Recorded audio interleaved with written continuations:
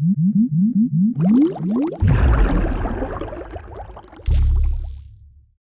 うもどうも皆さんこんにちは。テックスタイルのてるです。さあ本日の動画は皆さんが普通に使っている Apple ID や Apple ID のパスワードってすでにもう第三者に流出している可能性がめちゃくちゃ高いですよという動画になっております。なので今回この動画を見ていただいたことをきっかけに皆さんが普通に使っている Apple ID のパスワードだけでも変更を推奨する動画となっております。ではなぜ僕がこの動画でね、皆さんが使っている Apple ID のパスワードのね、変更を推奨しているのかっていうのを、この後じっくり解説をさせていただいて、やっぱりパスワード変更しておこうとね、思っていただければなと思っておりますので、ぜひね、最後までご視聴の方よろしくお願いいたします。では、スタート。では、今回ね、この動画を通じて、皆さんが普通に使っている Apple ID のパスワードの変更を推奨するには、ちゃんとした理由があります。これすごく簡単に言うと、皆さんが思っている以上に普通に皆さんの個人情報ってガンガンに流出されていると思っておいてください。当然この個人情報の中には Apple ID のパスワード、Apple ID のアドレスも含まれておりますし、名前、住所、電話番号、最悪なケースになってくるとクレジットカードの情報とかもね、全て含まれてくるんですけれども、とは言ってもね、このユーザーさんのこの意識の違いって、すごくバラバラで、僕も直接ね、テックスタイルの方に相談に来ていただいた方っていうのは、普段からそういった操作、iPhone とかね、パソコンとか慣れている方でも、やっぱり被害に遭ってから後悔する方も当然いるんですよね。代表的な、皆さんがイメージしやすいもので言うと、フィッシング詐欺ですよね。宅配業者を装った SMS のメッセージ。で、これをね、ちょっと信じてしまって、Apple ID、そして Apple ID のパスワード。で、最悪なことに2ファクターも許可してしまう。で、そこからさらにキャリア決済不正利用されて、金銭的な被害に遭ってしまう。こういったパターンもありますし、ただここの被害に遭われていない方も当然多くいますので、そういった方はそんなに危機意識的なものはひょっとしたらないのかもしれないです。ただですね、そういった金銭的な被害に遭われていない方でも、例えば中国から Apple ID のサインインの要求が最低1回でも、複数回でもいいんですよ、当然。そういったサインインの要求がね、来た方はかなり要注意です。一度でも中国から Apple ID のサインインの要求来た方は、本当にこの Apple ID のパスワードの変更は絶対にしておいてください。これね、フィッシング詐欺とこの Apple ID のサインインの要求って、これ僕からすると、どっちが嫌かとかね、両方嫌ですけど、どっちが深刻かというとね、これ中国からの Apple ID のサインインの要求の方がどちらかというと深刻なんですよ。被害的に言うとね、これは件数的なところもあるんですけど、このフィッシング詐欺っていうのは、電話番号の情報は第三者に SMS で来るので、漏洩、流出しているかもしれませんが、フィッシング詐欺というのは、ユーザーに対して Apple ID とかパスワードの情報を取りに行ってるまだ段階なんですよね。で、クリアしないといけないものが結構あるんですよ。ID の入力をさせる、パスワードの入力をさせる、そして2ファクターの認証まで許可をさせてしまう。で、この時点で Apple ID のアカウント自体が完全に第三者に乗っ取られてしまうので、そこからはね、結構自由に操作されてしまうんですけれども、いろんな工程があって、被害に遭うまでの、ゴールというかね、そこまでが結構ちょっと道のりが長いんですよね。なので結構この不在通知というね、ここを、この第三者、悪意のある第三者が演出したことによって、被害者がすごく増えたっていうのがフィッシング詐欺の、このパターンなんですけれども、これどっちが嫌かというと、やっぱり中国からの Apple ID のサインインの要求なんですよ。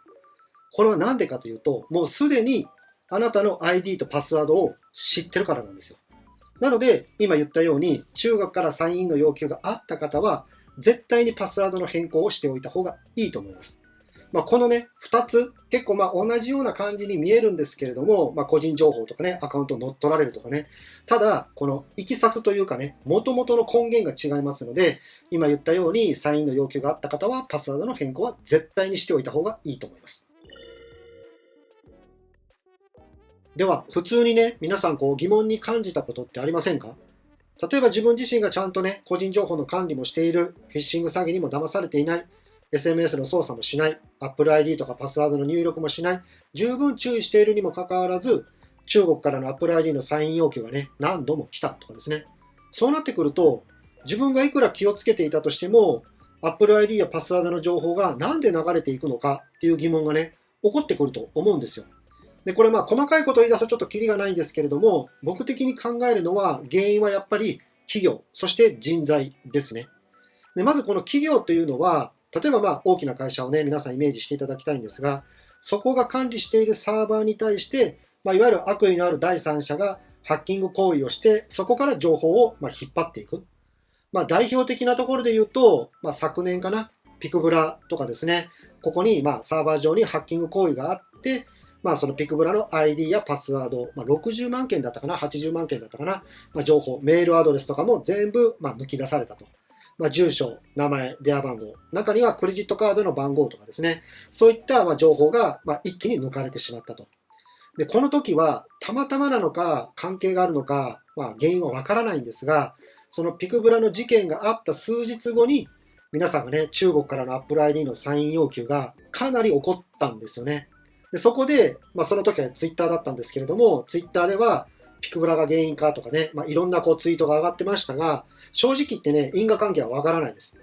一応僕が想像するには、流れた情報は ID はね、ピクブラの ID、そしてピクブラのパスワードなんですけれども、皆さんが所有しているメールアドレスって、大体ね、少ない方で1個、で、大体2、3個が平均なのかなと思うんですよね。で、そういった登録をかけている、ID のアドレスと Apple ID のアドレス、全部がね、同じものを使っていた場合は、当然そういう Apple ID のサインの要求される可能性は非常に高いのかなと思います。企業が、不可抗力じゃ不可抗力ですよね。ちゃんとセキュリティはしっかりしてほしいですけれども、不可抗力によってそういう攻撃にあって、情報が抜き出されるっていうのが、企業っていうところです。もう一つの人材というのは、この企業の中に働いている人間、悪意を持った人間がやっぱりいてるんですよね。そういった人間が、その社内で USB とか記録媒体にその情報を詰め込んで、名簿屋とかリスト屋とかね、ダークウェブ上でとかですね、そういったところに売買する、売ってしまうっていうことです。で、今僕が知っている限りで言うと、今の Apple ID の単価って、古いもの、新しいものでちょっとね、金額に差があるんですが、だいたい約600円ぐらいから1700円ぐらいかな。この間で1件の、ね、ID のアドレスが取引されているっていうふうに聞いております。こういう形で、この流出するパターンとしては、企業の不可抗力によって流れる、情報が流れるパターンと、中に働いている人間が悪意を持って流す。で、これ全体的に見ると、じゃあどっちが多いのかっていうと、これ両方とも多いんですよ。で、今はね、企業で説明したんですが、やっぱりね、大学のサーバーとかって皆さんが知らないと思うんですが、めちゃくちゃ攻撃を受けてます。そういったことはね、あんまりね、大きな大学だったらニュースになるのかもしれないんですけど、流出している件数もね、そんなに何十万件っていうわけではないんで、ニュースになったりしないのかもしれないんですが、日本全国の大学が管理しているようなサーバー、ここにハッキング行為がされて、そこに生徒が登録しているようなアドレスであったりだとか、名前とか住所とかですね、そういったものが抜かれていく。電話番号とかね、抜かれていくっていうのは、本当に頻繁に起こっております。で、もう一つのね、この人材のところで言うと、例えばね、皆さんがね、記憶に新しいもので言うと、NTT 西日本ですよね。これは確かね、何百万件、ね、数字上には上がってきてはいないんですけれども、かなりでかい件数があると思います。ただそこがね、発覚していないので、表に出ていないと思うんですが、これも NTT 西日本で働いていた派遣社員だったかな、この USB の記録媒体に情報を5年間だったかな、7年間だったかな、その年月かけてずっと情報を名簿屋さんに売っていたと。これだけの長い期間情報を抜き出してたということは、事実上今公表されている件数以上の個人情報がね、売られていると僕は思っております。そこがどういう形で被害になっていくのかって、これもね、因果関係がね、わからないんですよ、やっぱり。企業としてはそういったことがね、あったって、総務省に出さないといけないんですけど、その後の被害については、なかなかね、その被害と、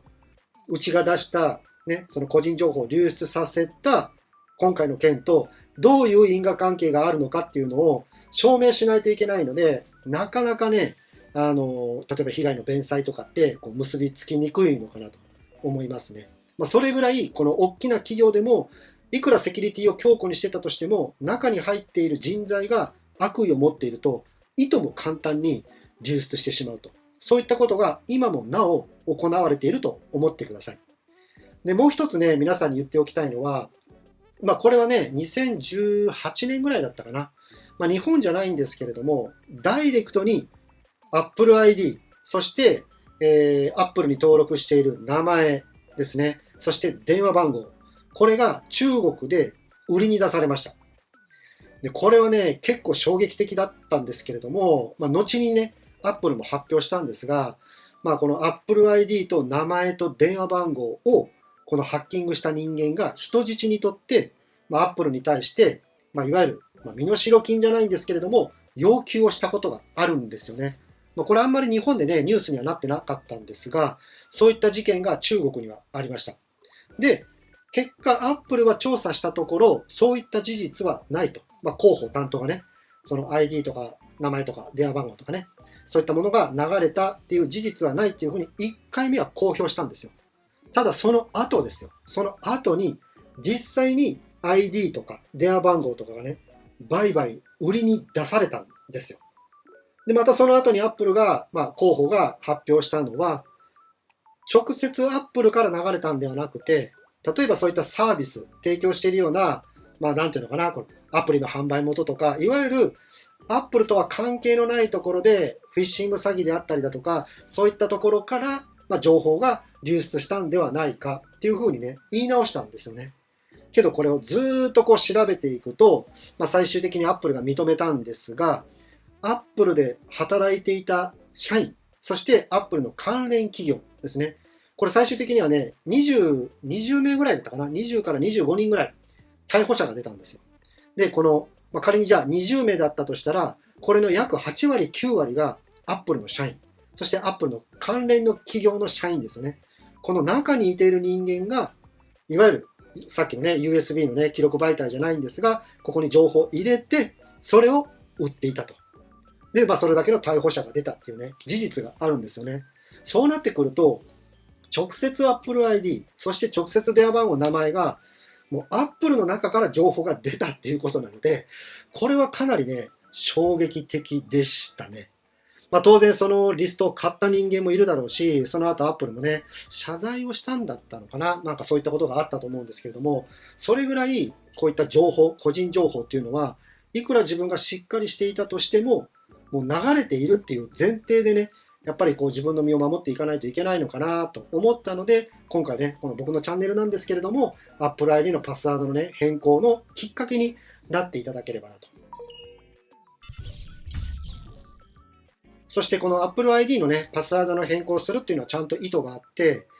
仮になんですけれども、皆さんの ID とかパスワードが、第三者、情報がね、流出しているっていうことを前提に、話していますけれども、その流出している情報をもう古くしてしまうっていうことです。